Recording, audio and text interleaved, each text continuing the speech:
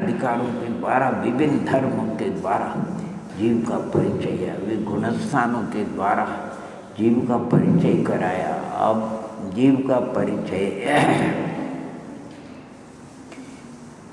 आज जीव समाज के द्वारा आप और हम चिंतन करेंगे जीव के विषय में। यद्यपि ये जीव समाज स्वभाव नहीं है, कर्मोदय जन्य धर्म है, विभाव धर्म है उसके द्वारा, लेकिन गुणस्थानाधिकार के अंत में आने ये सिद्धांत कहलाते हैं। सिद्धों का है अंत में वर्णन जिस ग्रंथ राजों में, उनको सिद्धांत ग्रंथ कहते हैं।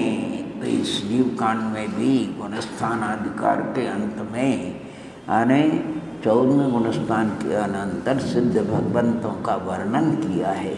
और सिद्ध भगवंतों के वर्णन में एक बड़ी सुंदर गाथा दी है और उसमें सिद्धों के 7 विशेषण दिए हैं। जरा उसका चिंतन अपन करेंगे।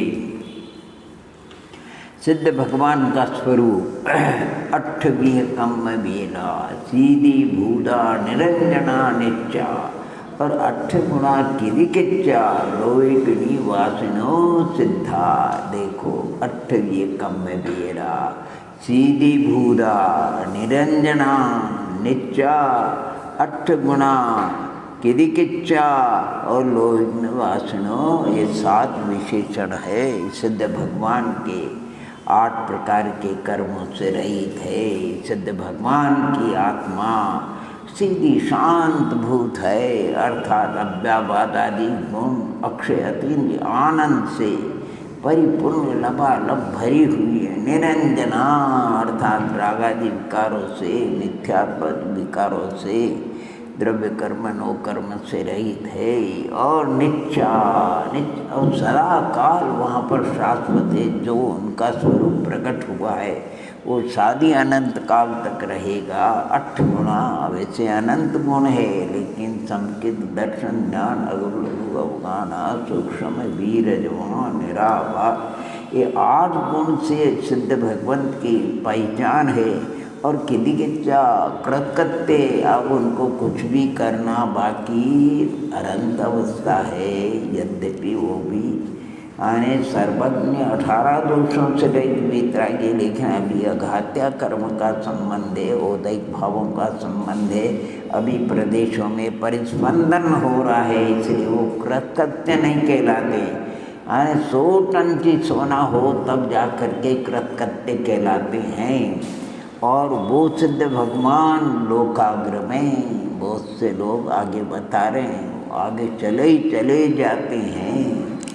तो नहीं लोकाग्र में स्थित आगे, क्योंकि धर्मास्तिकाय का अभाव है। यानी इन 7 विशेषणों के द्वारा 8 प्रकार की विपरीत मान्यताओं का निराकरण होता है। कौन से विशेषण से कौन सी मान्यता का निराकरण होता, उसके लिए गाथा है। सदा सदशिव शंखा मक्कड़ी बुद्धो ने आयो विशेषी और ईश्वर मंडली दंसन विदूषणक्षम कयम एदम। सदाशिव, सदा नीचे एक टिप्पण में दी है किसकी क्या मान्यता है वो आप देखें। सदाशिव सदा कर्म सांख्यो मुक्तम सुखोदितम मश्करी किल मुक्तानाम मन्यते पुनरागतिम और क्षणिकम निर्गुणम चैव बुद्धो और योगश्च मन्यते कृतकृत्यम तमीशानो मंडली चौर्वगामिनम। ये 8 प्रकार की विपरीत मान्यता वाले सदाशिव कहते। क्या सदाशिव मत वाले वो कहते सदा कर्म से रहित आत्मा, शुरू से उसके कर्म का संबंध है ही नहीं। उसको कहते नहीं भैया 8वीं कम में भी 8 कर्मों से वो रहित होते हैं। उसकी विपरीत मान्यता को दूर किया है। सदाशिव से सांख्य मुक्तम सुखो, सांख्य सिद्ध भगवान को सुख से रहित मान, सुखादि गुणों का अभाव मानता है। दीपक बुझ गया, कहाँ गया? कहते शंको लिखा उसको कि नहीं, सीधी भूया, वो तो अक्षय अतीन्द्रिय आनंद व्यवहारादि गुण स्वरूप है, सुख से रहित नहीं, सुख की पूर्णता है, ऐसा व्यापार सुख है। उनके सुख की उपमा तो सिद्ध भगवान का सुख अक्षय अतीन्द्रिय आतीन्द्रिय सुख के साथ सिद्धों के समान, अल्पों की भी हम उपमा नहीं दे सकते हैं। और देखो, सांख्यो मुक्तम सुखोजितम, और मश्करी के लिए मुक्ता नाम मन्यते पुनः, एक मश्करी मत वाला है, वो 100 कल्प काल के बीत जाने पर पुनः सिद्धों का संसार में लौटना मान, संसार खाली हो जाता पुनः संसार की संतति चलाने के लिए तो पुनरागमन मानते हैं। उसके लिए कहते हैं अरे निरंजना, अरे वो तो कर्म से रहित हो गए, अगर बीज को जला दिया तो फिर अंकुरोत्पत्ति हो सकती नहीं। ऐसे उनके मिथ्यात्वादी रागादि कर्म बीज नष्ट हो गए, इसलिए पुनरागमन पुनः वो अशुद्ध अवस्था को, संसार अवस्था को प्राप्त नहीं होते हैं। और क्षणिकम सोगत है, वो क्षणिक मानते हैं, क्षण क्षण में आत्मा नवीन उत्पन्न होती है, गई आई। ओहो, क्या क्या विपरीत मान्यता के लोग। क्षणिक उनको केवल क्षण पर्याय दिखती है, जिसमें से वो पर्याय आती है और जिसमें जाती वो नहीं दिखता उनको, जो द्रव्य स्वभाव वो नहीं दिखता, मात्र पर्याय दिखती है। सुदर्शी तरंगी ग्रंथराज है, उस ग्रंथराज में बहुत सुंदर इन सभी के अभिप्रायों का खुलासा किया, क्षणिक के लिए भी खुलासा किया उन्होंने। एक क्षणिकवादी माने क्षण क्षण में आत्मा आदि पदार्थ उत्पन्न होते हैं, नष्ट होते हैं। उन्होंने अपने गोधन को ग्वालियर के चराने के लिए उनको ग्वालियर प्रतिदिन गोधन को उनको जंगल में चरा करके लाता था। महीने भर के बाद उसने अपने परिश्रम के लिए कहा कि मुझे आप बाली दीजिए। वो क्षणिकवादी थे। बोले कि भैया, जिस आत्मा ने गोधन चराने के लिए तुझे सौंपा था वो आत्मा तो गया कभी का, ये तो बहुत नया आत्मा होगा, कई आत्मा आ गई और चली गई, इसलिए मैं बाली दे सकता नहीं, क्योंकि देने वाली जिसने संकल्प किया वो गई, ये तो दूसरी आत्मा है। वो भोला भाला था, क्या करे। दूसरे दिन गोधन अपने घर पे बांध करके बैठ गया। सेठ घबरा गए, त्रस्त हो गए, दौड़े गए, भैया मेरा गोधन नहीं आया। अरे सेठ जी, जिसको आपने गोधन चराने के लिए सौंपा था वो आत्मा तो गई, ये तो दूसरी आत्मा है। अब आपका गोधन आपको मिल सकता नहीं। ठिकाने आ गई बुद्धि, उसको बाली, उसको पारिश्रमिक दिया, गोधन ले गया। ऐसे क्षणिकवादी क्षण में। और फिर उनसे कहा गया सर्वार्थ सिद्धि वगैरह में कि जब क्षणिक है तो फिर ये धारणा वगैरह कैसे रहती, पूर्व की याद वगैरह। तो कहते जो पर्याय नष्ट होती वो उत्तर की पर्याय में अपने संस्कार डाल करके जाती है। अरे जो नष्ट हो गई, नष्ट हो रही, वो मर रही, वो क्या दूसरे में संस्कार डालेगी। लेकिन नाना प्रकार की विपरीत मान्यता है उनके दिमाग में, ये बात बैठती नहीं। कोई बात नहीं, चलिए क्षणिकम इसके आगे लिखा है, निर्गुणम आने एक ऐसी बुद्धि वाला निर्गुण ज्ञानादि गुण से रहित। आहा, क्या मानता है, यानी बुद्ध जो है वो क्षणिक मानता है और ज्ञानादि गुण से रहित। कौन मानता है, से देते नैयायिक और वैशेषिक है। ये आत्मा को भिन्न मानते और ज्ञान को भिन्न मानते और समवाय सम्मान से फिर उनको जैसे गौन से कोई चीज़ चिपकाते हैं वैसे ज्ञान को, तो उस बुद्ध को समझाते हैं भैया ज्ञान अलग और आत्मा अलग है। तो ज्ञान के अभाव में आत्मा ज्ञानी है क्या अज्ञानी, ज्ञ है क्या अज्ञ है। अगर वो अज्ञानी तो अज्ञानी को कोई ज्ञानी कर नहीं सकता, और जब ज्ञानी है तो ज्ञान के संबंध की कोई आवश्यकता नहीं है। अरे ज्ञान और आत्मा का तो त्रिकालिक तादात्म्य संबंध है ज्ञान दर्शन का। यानी अब क्या करो, विपरीत मान्यता ऐसी किसी की कोई छुपा नहीं सकता, इसलिए दो विपरीत मान्यता वाले दोनों एक ही है, उसके दो फिरके हैं। कौन कौन से?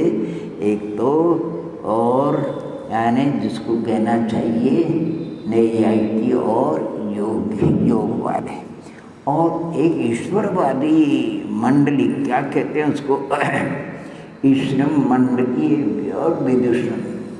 ईश्वरवादी क्या कहते हैं उसको, ईश्वर मंडली विदुषणम। इसके लिए नीचे लिखा है इन्होंने कृतकृत्य, जो ईश्वर है फिर उसके लिए कोई कार्य नहीं देता। ईश्वर हो वो कार्य करे, किसी को दंड दे और किसी को रक्षण करे, ये रागियों का काम है, वीतरागियों का काम।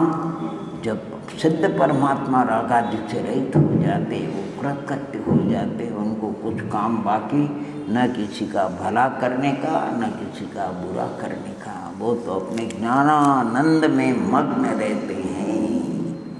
और एक विपरीत मान्यता वाला और है मंडली ऊर्ध्वगामिना, आने ऊपर ऊपर को ही जाता, आत्मा ठहरता ही नहीं है, ढेकता ही नहीं। उसके लिए लोई गणिव वासिनो सिद्धा, सिद्ध भगवान लोकाग्र में विराज। देखो यहाँ निमित्त उपादान की भी चर्चा बहुत सुंदर है। आने नियम से लोकाग्र में ही विराजित है, क्योंकि आगे धर्मास्तिकाय का अभाव है। वहाँ विराजित होने से, आगे नहीं जाने से कोई उनके कष्ट हो गया, बंदिश कुछ नहीं। यहाँ पर जैसे वो सुखी वैसे वहाँ पर, अगर इस मध्य लोक में जहाँ पर सिद्ध हुए नर लोक से, वहाँ पर भी अगर उनकी आत्मा रहती तो कोई फर्क नहीं पड़ता। लोकाग्र में पहुँच गई, कोई फर्क नहीं पड़ेगा। क्षेत्र बदला है, अंधन अक्षय तीन आनंद में कोई फर्क नहीं। ज्ञानादि में, केवल ज्ञानादि में कोई अंतर नहीं आता है। यानी तो देखो यहाँ पर रहना चाहिए, रहती नहीं वो आत्मा, कर्म रहित आत्मा नियमित, क्योंकि ऊर्ध्वगमन स्वभाव। देखो ऊर्ध्वगमन स्वभाव होने से वो आत्मा कर्म से छूटने के बाद, शरीर से छूटने के बाद, औदैहिक भावों के छूटने के बाद, अव्यावाद आदि गुणों से सुशोभित होने के बाद वो आत्मा न तो आपको पूर्व पश्चिम उत्तर दक्षिण भी दिशाओं में, न अधो दिशाओं में जाएगी, वो नियम से ऊपर को ही जाएगी। यहाँ रह नहीं सकती, और आगे क्यों नहीं जाती? तो धर्मास्तिकाया भावा। इस प्रकार बहुत ही सुंदर इन कारिकाओं का वर्णन किया और गुणस्थानाधिकार को संपन्न किया। वीतराग दर्शन अलौकिक नए कहाँ ये कैसी कैसी विपरीत मान्य वे अटक जाता है, भटक जाता है और संसार परिभ्रमण करता है। ये वीतराग दर्शन हो, अरे वस्तु स्वरूप जैसा है वैसा प्रभु के ज्ञान में आया, जैसा ज्ञान में आया वैसा दिव्य ध्वनि में, और जैसा दिव्य ध्वनि में आया वैसा गंधादि संतों ने उसको अंग पूर्वक की, यानी रचना करी ज्ञान में, और फिर संतों को प्रदान किया। अलौकिक अलौकिक ऐसा वस्तु स्वरूप कहीं पर भी किसी को भी प्राप्त होना बहुत मुश्किल है। यहाँ तो कोई पुण्योदय से, यानी पुण्योदय से कहना चाहिए कि 100 टन चीज जो आने, क्या कहना चाहिए, वस्तु स्वरूप और धर्म और देव गुरु शास्त्र वो हमको प्राप्त हो गए। कोई विशिष्ट, यद्यपि पंचम काल में आए, सम्यक्त को लेकर के नहीं आए, तथापि कुछ पुण्य ऐसा है कि जिससे हमको सच्चे दे वीतरागी सर्वज्ञ हितोपदेशी सच्चे गुरु विषाशावशाती तो निरारंभो ज्ञान ध्यान, सच्चा धर्म, सच्चा जिनवाणी, ओहो सच्चा वस्तु स्वरूप षड्द्रव्य पंचाशिकाय सार्थक मनोपरा, सच्चा मार्ग कल्याण का सम्यक दर्शन ज्ञान चारित्रादि मोक्ष। ओहो क्या गजब का, क्या गजब। ऐसा कहीं ढूंढो, अनेकांतात्मक वस्तु स्वरूप कहीं नहीं प्राप्त होगा, कहीं नहीं प्राप्त होगा। बहुत गजब का अपना ये दर्शन, इन सब का वर्णन जो अपन पढ़ रहे हैं दर्शन शास्त्र में, ओहो जो न्याय दर्शन पढ़ते हैं, परीक्षा मुख न्याय दीपिका प्रमेय रत्नमाला प्रमेय कमल मार्तन अष्टशस्त्री प्रमाण परीक्षा युक्त्यानुशासन सप्तभंगी सातबार अनेक न्याय के ग्रंथ उत्कृष्ट। ओहो न्याय कुमुद चंद्रोदय, अपन तो नाम भी नहीं जानते हैं ऐसे न्याय के जिसमें वस्तु स्वरूप को ऐसा कसौटी पर कसा अन्य दर्शनों के सामने, यानी ऐसा कसा है कि कोई उसको हिला नहीं सकता है, हर प्रकार से उसमें बहुत गजब। अरे सामने खुद आचार्य भगवंत उसको स्पष्टीकरण करने के लिए उसको प्रश्नोत्तर रूप देते हैं। अब अनेकांता हर एक वस्तु कोई वो अनेक धर्म से युक्त है, एक धर्म नहीं अनेक धर्म, कुछ भी हो, चेतन अचेतन हो, आपको जो स्थूल हो सूक्ष्म हो, अनेक धर्म उसमें होते हैं। आत्मा में तो है ही एक ज्ञान दर्शन शुद्ध अस्तित्वादि गुण है, और पर्याय की अपेक्षा नित्यपना, द्रव्य गुण स्वभाव की अपेक्षा नित्यपना, स्वचतुष्टय की अपेक्षा अस्थिपना, पर चतुष्टय की अपेक्षा नास्तिपना। यानी आत्मा क्या प्रत्येक कोई ऐसी चीज़ आपको नहीं दिखेगी जिसमें एक ही धर्म हो, अनेक धर्म होता है। आप कोई भव्यात्मा भी हो, जो भी आपके संपर्क में कोई चीज़ आती हो और आप ढूंढ करके बताना उसमें अन्य दर्शन का, वो ढूंढ करके कहा बार बार कहते हो वस्तु में अनेक धर्म है। हम एक ऐसी वस्तु आपके सामने उपस्थित करेंगे जिसमें एक ही धर्म है। अच्छी बात है, करो। कौवा खड़ा कर दिया, कौवे को ला करके, ये कौवा इसमें मात्र एक ही धर्म है, कृष्णपना कालापना। आचार्य भगवंत कहते हैं भैया तुमने कौवे को, कौवा पूरा को पूरा, ऊपर से केवल उसका आवरण वही कौवा है कि अंदर की चीज़ें भी कौवा है। उसमें रक्त है कि नहीं, कौवे में पीत है कि नहीं, अस्थि हड्डियाँ है कि नहीं, तो अस्थि की अपेक्षा सफ़ेद, पीत की अपेक्षा पीला, रक्त की अपेक्षा लाल। तो कौवा कैसा है? कथनचित काला कृष्ण, कथनचित रक्त, कथनचित पीला, कथनचित श्वेत। फेल हो गए। फिर हम और उपस्थित करेंगे, और उपस्थित। वो मेंढक को ला करके रख दिया और कहा इसके चोटी बताओ। मेंढक के चोटी बोली कथनचित इसके चोटी है कथनचित। अरे ये मेंढक पूर्व में स्त्री पर्याय में था और परिणामों की माने वक्रता से ये मर करके मेंढक हुआ है। भूत प्रज्ञापन की अपेक्षा इसके चोटी है, वर्तमान प्रज्ञापन की अपेक्षा, क्योंकि भूतकाल में श्री पर्याय में था, फेल हो गए। अरे टीक ही नहीं सकते यहाँ अनेकांत का तो इतना। अरे सिद्ध भगवान को अभव्य कहा क्योंकि अब वो संसार पर्याय रूपण नहीं करेंगे। सभी जीवों में अभव्यत्व बना भी बताए, क्योंकि कोई भी अपने स्वभाव को छोड़ करके अन्य के स्वभाव रूप न कभी परमन करता था, न कर रहा, न करेगा। इसलिए इस अपेक्षा से अभव्यत्व बना घटित किया। सिद्धों को रिक्त, शून्य, खाली बताया। अरे हाँ खाली है सिद्ध भगवान, रागादि से रही थे, कर्मादि के संबंध से रही थे, नो कर्म के संबंध से रही थे, औदैहिक भाव से रही थे, सापसमिक भाव से रही थे, औपसमिक भाव से रही थे। हाँ लेकिन क्षायिक भाव केवल ज्ञान, केवल दर्शन से तो परिपूर्ण है। कथनचित नित्य और कथनचित परिपूर्ण है। हर चीज़ बताओ। एक विद्वान बड़े तार्किक, ये दर्शन का विषय होता है। समय सार का स्वाध्याय चल रहा था, कोई भव्य आया, आदरणीय पंडित जी समय सार को दीजिए। बोले कि समय सार हमारे पास में नहीं है। बोले कि समय सार का स्वाध्याय कर रहे आप, समय सार विराजमान है और कहते समय सार नहीं है। आप प्रत्यक्ष विद्वान होकर के असत्य बात कह रहे। कहते नहीं भैया, तुमने गहराई से नहीं सोच। समयसार नहीं, अर्थात हमारा समयसार हमारा है, आपका समयसार हमारे पास में नहीं है। आपका समयसार हमारे पास में नहीं है, इसलिए हमने मना किया। अनेकांत स्याद्वाद किसी अपेक्षा से। ये अगर ये दो सिद्धांत स्याद्वाद तो कथनशीली है, क्योंकि अनंत धर्मात्मक अनेक धर्मात्मक वस्तु को समझाने का कोई तरीका नहीं किसी अपेक्षा से।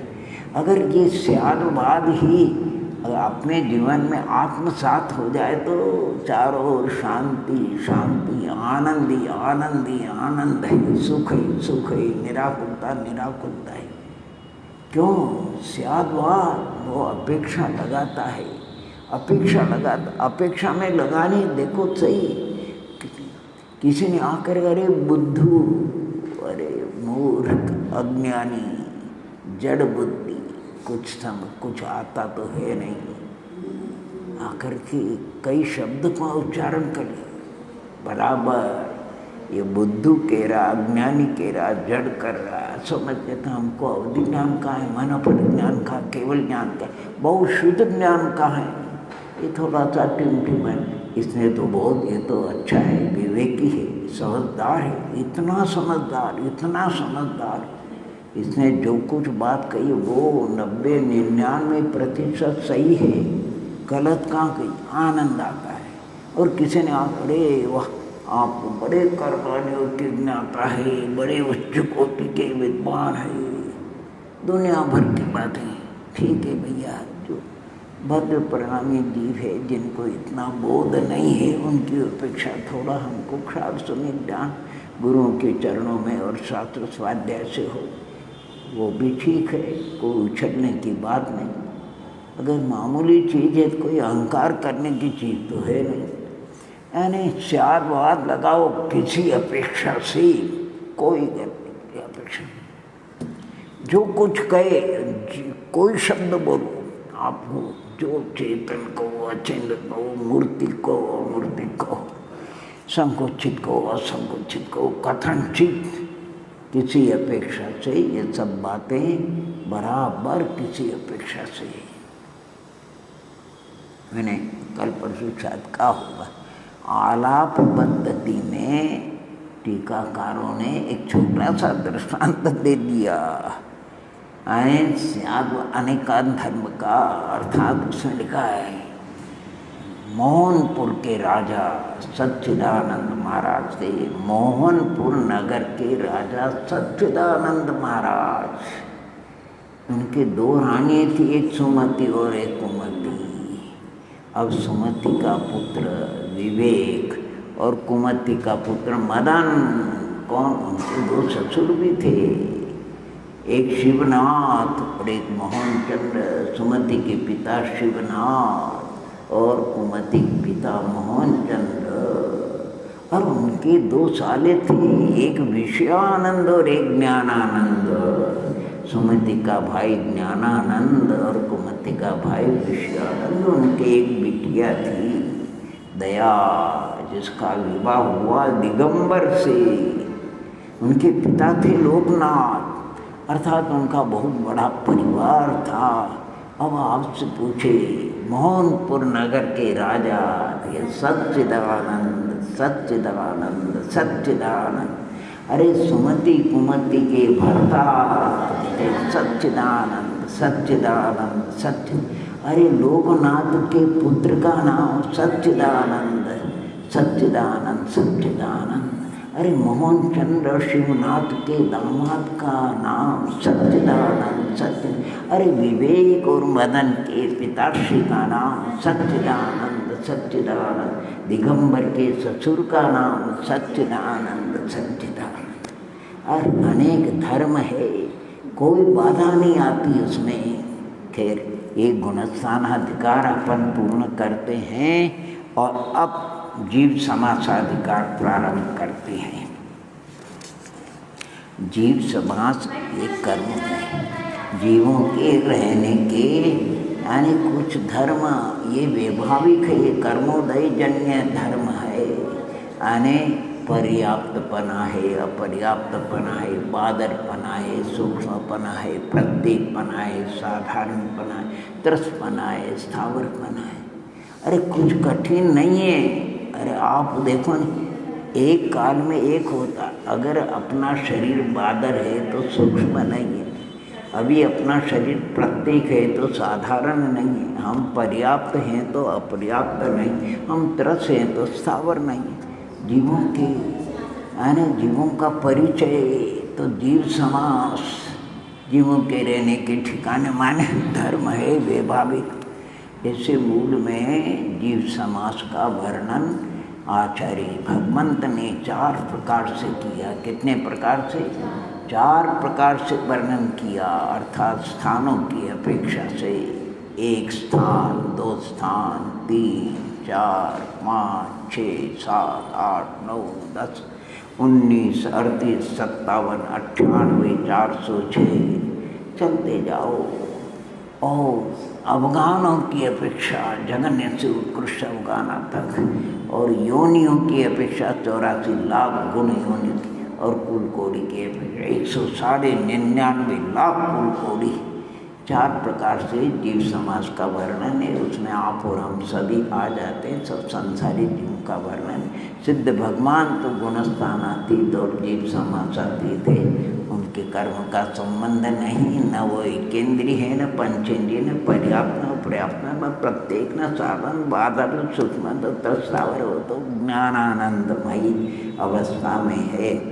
तो ये जीव समाज अब सब 1 है तो संसारी, 2 है तो त्रस्थावर, 3 है तो एकेंद्रीय, विकलेंद्रीय और पंचेंद्रीय, 4 है तो एकेंद्रीय, विकलेंद्रीय और सेनी और असेनी पंचेंद्रीय के 2 भेद कर दो।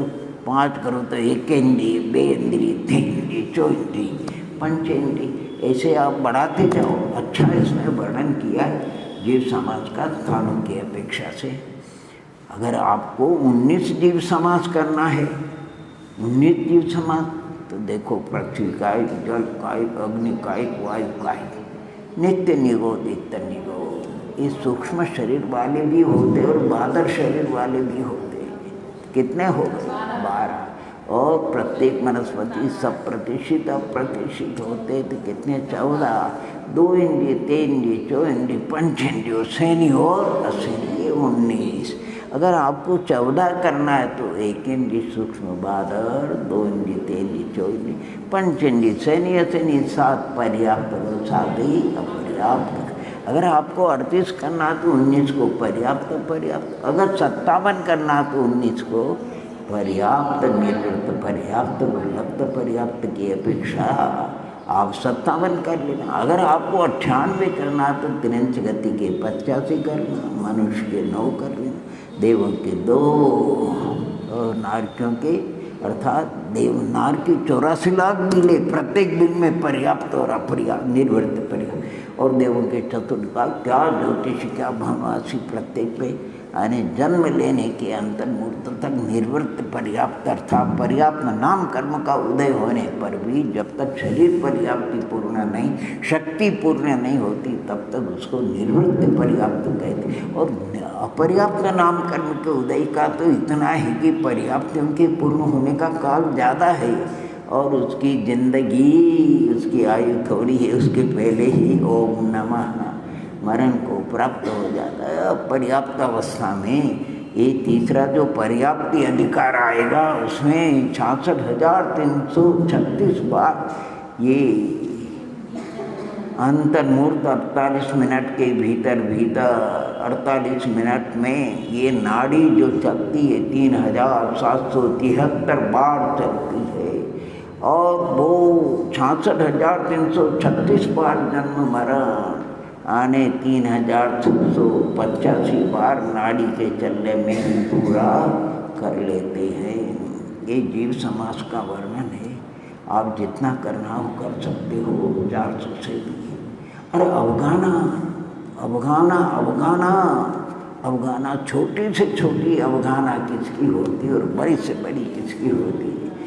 छोटी से छोटी अवगाना, पृथ्वी का एक, जल का एक, अग्नि का एक, वायु का एक वगैरह सूक्ष्म निगोदिया जीव है जो 6011 बार जन्म मरण कर चुका है। 6000 बार जब जन्म लेता है, प्रथम समय में आय चतुरास, सम चतुरस और गो, सबसे छोटी वो अवगाना इतनी घनांगुल के संख्यात्मक भाव प्रमाण है, उससे छोटी अवगाना किसी की होती वो भी आकाश के असंख्यात प्रदेशों को रोकती है, लेकिन अपना ज्ञान का विषय नहीं बनती है। सुई की नोक से भी बहुत छोटा भाग, सुई की नोक जितना क्षेत्र आकाश का आता है वो तो बहुत बड़ा क्षेत्र है, वो तो जम्बू द्वीप के समान है, और उसकी अवगाना तो चींटी के समान है। चींटी की अवगाना और जम्बू द्वीप के क्षेत्र में कितना बड़ा अंतर है। सुई की नोक का क्षेत्र जम्बू द्वीप के बराबर और चींटी की अवगाना जम्बू द्वीप में। एक समझाने के लिए हम कह रहे हैं, उसकी वहाँ पूछा अवधि ज्ञान का जगन्य क्षेत्र ये कितना है। अरे भैया हम नहीं जानते, न लंबाई चौड़ाई का हमको पता नहीं, इतना शास्त्रकारों ने बताया कि जगन्य देशावधि ज्ञान इतने क्षेत्र के भीतर रहे हुए मूर्तिक द्रव्य जो स्कंद उसका विषय उसको विषय करता, उसके बाहर की मूर्तिक द्रव्य को विषय नहीं करता है। और बड़ी से बड़ी अवगाना रागो मछली है जो स्वयं रमण समुद्र में असंख्यात रागो मच्छ है। 1000 लंबाई वाले, 500 योजन मोटाई वाले, 250 योजन मोटाई यानी चौड़ाई वाले 500, 250 छोटे उससे दांगों से अवगाना सदैव उत्साह से परमाणु से नहीं होती है। और रागो मच्छ राग क्या है नहीं, 1000 योजन छोटा, अगर छोटा योजन 1000 योजन अर्थात छोटा तो 1 योजन 4 कोस का, 8 मील का, 13 किलोमीटर। 1 योजन 1000 का 13,000 कितने हो जाएगा। अरे भारतवर्ष क्या एक रागो मच्छ दुनिया को आच्छादित कर देता है, इतना बड़ी उसकी शरीर की अवगाना है। वो वहीं होते यहाँ लवण समुद्र कालो नदी, बाकी तो भोग भूमियों के समुद्र वहाँ तो जलचर होते नहीं, तो वही होते लवण समुद्र में बताया है अधिक से अधिक बड़ी अवगाना 9 योजन की, और कालो नदी समुद्र में बड़ी से बड़ी अवगाना 18 योजन के मच्छ आपको मिलेंगे। और बीच की अवगाना के बोलते अवगाना के 64 स्थान बताए, अनेक जीवों के भेद किए उन्होंने 16। कितने भेद किए, पृथ्वी कायिक, जल कायिक, अग्नि कायिक, वायु कायिक, और साधारण वनस्पति 5। ये 5 सूक्ष्म शरीर और बादल शरीर वाले होते हैं 10, सब प्रतिष्ठित। अब ये सब बादल 12, 2 इंद्रिय, 3 इंद्रिय, 4 इंद्रिय, 5, ये 16 जीव पर्याप्त भी होते हैं अपर्याप्त, और दोनों में जघन्य और उत्कृष्ट अवगाना होते 32 की 64 से। आपके हमारा भी अवगाना है, मनुष्य की जघन्य अवगाना, मध्यम और उत्कृष्ट। उत्कृष्ट अवगाना मनुष्य की 3 कोस की, 6000 धनुष की, उत्तम भोग भूमियाँ जो होते हैं 6000 धनुष की होती है। जघन्य अवगाना मातृगर्भ में आता है कैसे, ये जो आपको हमको दिखाई रही ये सब मध्यम अवगाना है। अवगाना के द्वारा भी बहुत सुंदर वर्णन किया है।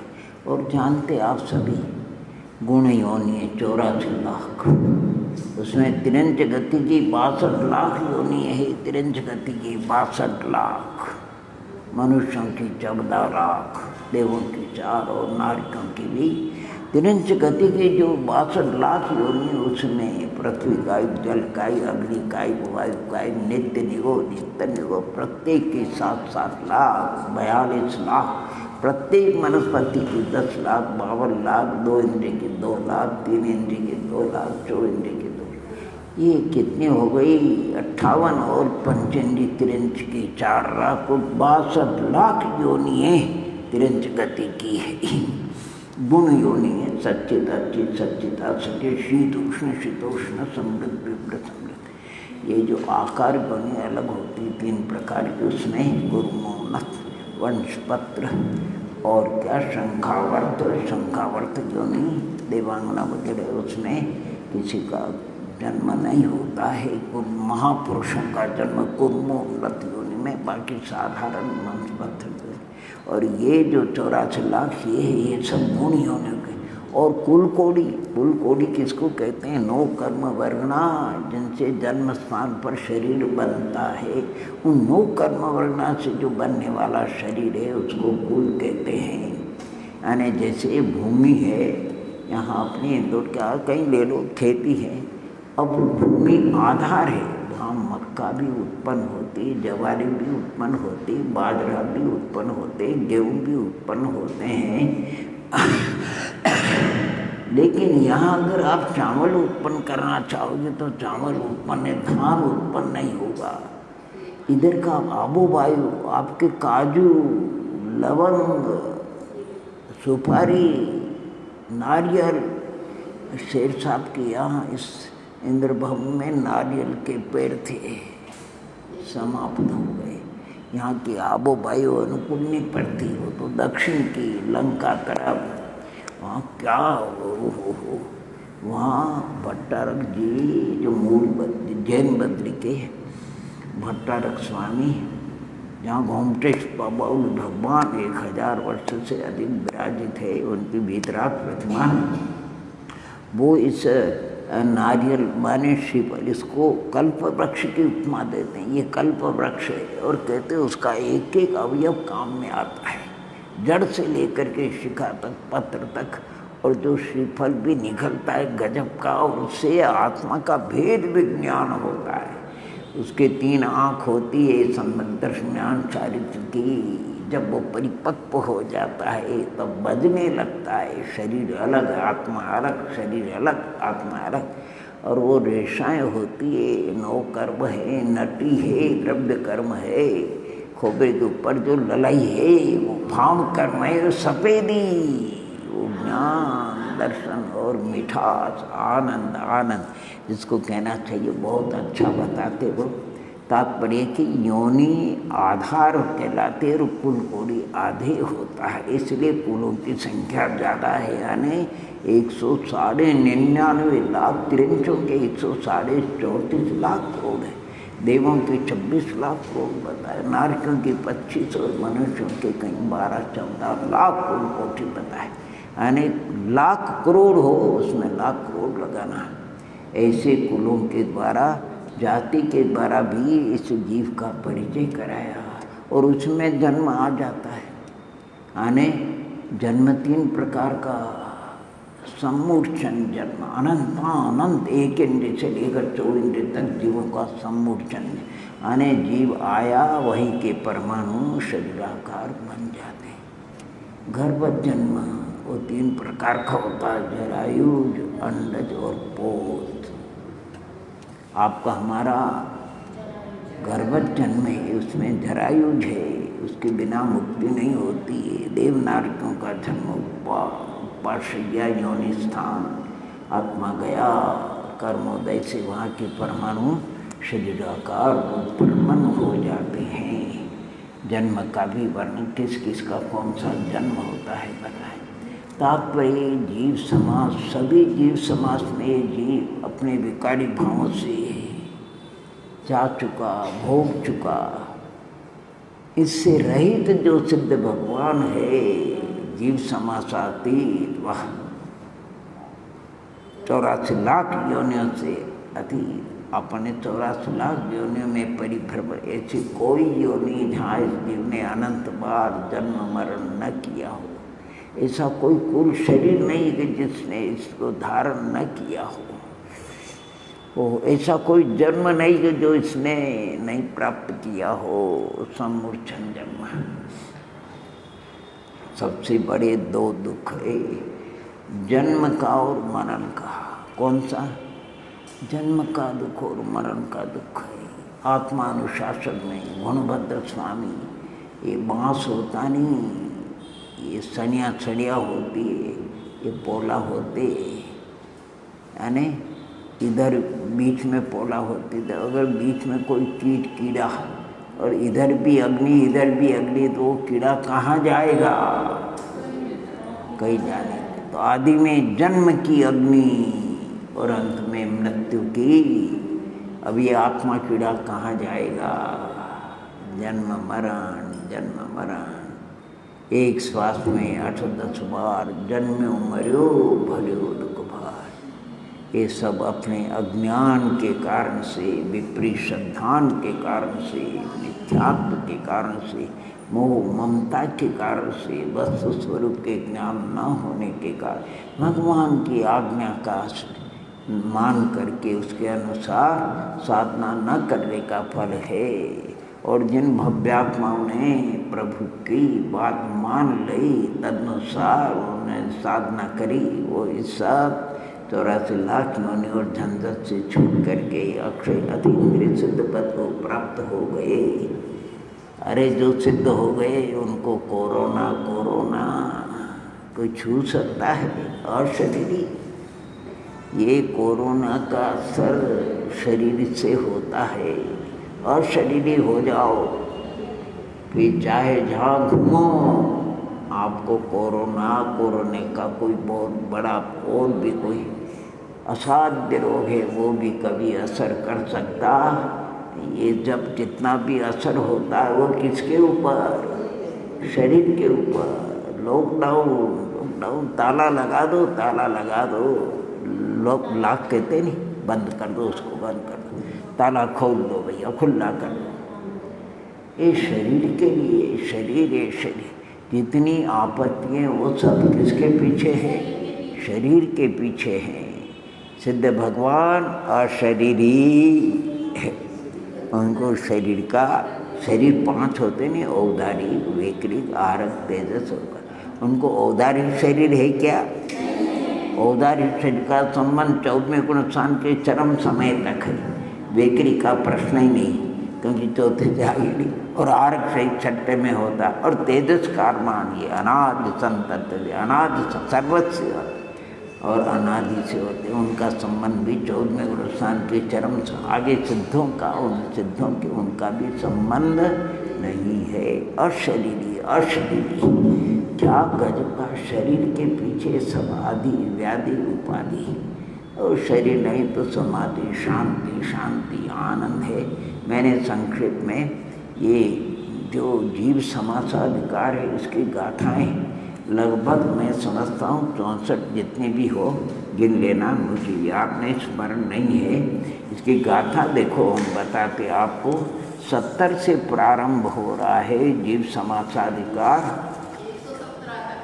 70 गाथा से लेकर के कौन सी गाथा तक जीव समास का अवगाहना का बहुत जरा थोड़ा सा वर्णन कठिन है उसमें, क्योंकि आमली का असंख्यात्मा भाग समझाने के लिए भी गणित दी, उसमें लोग चक्कर खाते हैं। तो उन्होंने जीव समास का वर्णन और कुल मिला करके 117। तात्पर्य है कि 31 न 17 कितनी हो गई? 48 गाथाओं में जीव समासाधिकार है। कितनी गाथाओं में? और सब कर्म करते, ये परिणामों की विकृति से ही ये कर्म का बंध होता है। ये सब कर्मोदय जन्य है। कौन सी? आत्मा का कोई स्वभाव नहीं है। अभी आपको जीव समास में पूछे आप कौन से जीव समास हो, क्या बोलो?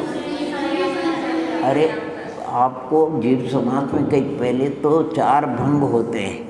आप तरस है स्थावर, ये आप प्रत्येक शरीर वाले के साधारण, आप पर्याप्त नाम कर, पर्याप्त के अपर्याप्त है आपका शरीर, यानी आपका शरीर बादल है कि सूक्ष्म है, ये तो स्थूल कथन हो गया। अब आपसे पूछेंगे आप एकेंद्रिय के बेंद्रिय, अरे पंचेंद्रिय तो सैनिक कैसे नहीं, अरे सैनिक तो नारकी के देव हैं, अरे मनुष्य है तो आर्य को म्लेच्छ, अरे भोग भूमिया है कि कुभोग भूमिया है?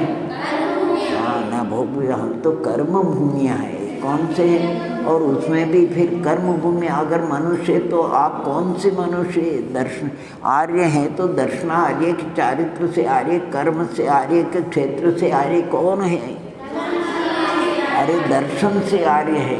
चारित्र से अभी इतने नहीं है, कर्म से आर्य हैं, क्षेत्र से आर्य हैं, जाति से आर्य हैं, लेकिन चारित्र की अभी अपने में कमी। आप रिद्धि प्राप्त है कि अनरिद्धि प्राप्त है? अनरिद्धि प्राप्त है। रिद्धि होती है 864, एक भी रिद्धि किसी को नहीं। आप सावध्य आर्य है कि अल्प सावध्य के असावध्य? अल्प सावध्य। हम सावध्य आर्य नहीं, असावध्य भी नहीं, अल्प सावध्य है। और उसमें फिर जितना लगाना आपको खुद लगाना है उसको खुद लगा लो बेटा। ये जीव समास कर्म कृत खेल है, इसका अपन ओम नमः यानी भावनाओं के साथ में ओम नमः।